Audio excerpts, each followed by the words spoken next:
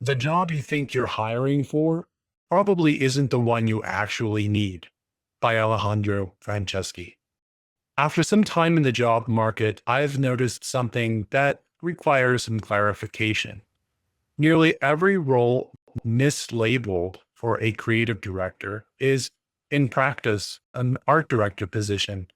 And that distinction isn't semantics. It reveals something deeper. It indicates that many companies don't fully understand the kind of leadership they genuinely need and want. You can see it in job descriptions that sit unfilled for months. You can feel it in the few conversations that do happen when a recruiter or hiring manager pauses long enough to engage, human to human. This commentary is a reflection and a gentle nudge to rethink how we define creative leadership in the first place. Because creative directors are often mischaracterized, often reduced to madmen caricatures, or mistaken for portfolio powerhouses who can crank out assets on demand. But here's the reality. A creative director is not the person who makes the thing. That is what an art director and related creative departments and roles do under the supervision of a creative director. The creative director defines what and how the thing should feel like. That's a different skill set entirely.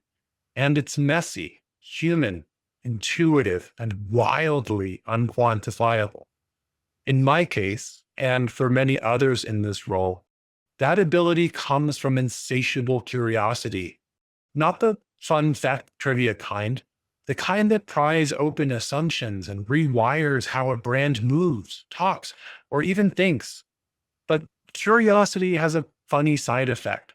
It's subversive by nature, and that can make us inconvenient hires for institutions addicted to comfort or stagnation. The truth is, companies often say they want transformation, but they recruit for conformance. They say they want disruption, but they filter out the disruptors with AI screeners and or behavioral assessments that flatten complexity into buzzword compliance. Let me say it plainly. If you're hiring a creative director, you're hiring someone who should challenge you and perhaps most of the people in your institution, your startup, your company. You want iconoclasts, not natural climbers, not lifelong execs with a polished arc of promotions.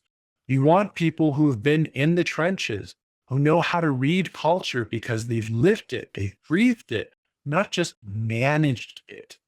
As Queen Victoria once said, beware of artists. They mix with all classes of society and are therefore most dangerous. Yes, that's exactly the point. A good creative director can navigate a Hollywood Hills soiree and lose themselves in a busted up VR chat room with a broke genius making strange, beautiful things halfway across the world. That kind of reach isn't an accident. And no, it doesn't always come from travel, but it truly does help. Why? Because it comes from immersion, observation, interaction, obsession, not sitting behind a computer screen. And it won't show up neatly on a resume. It won't pass through some Myers-Briggs filter.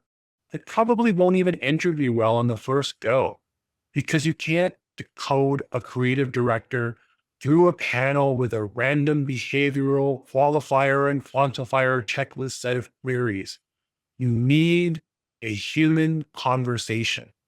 Ideally, several of them, typically in informal settings, often selected purposefully, in places and moments where thoughts collide and conversations can wander. That's the work. That's the process. And the companies that skip it, you can usually tell. It's uncomfortable to recognize that the system we've built doesn't always reward the kind of creative leadership we claim to want. But that line isn't an insult. It's a mirror. When I said, you can usually tell, it wasn't meant as a jab. It was meant as a signal. It's a call to look closer at why some brands stagnate while others evolve, why some attract real talent and others wonder where it went. Creative directors aren't mystical unicorns.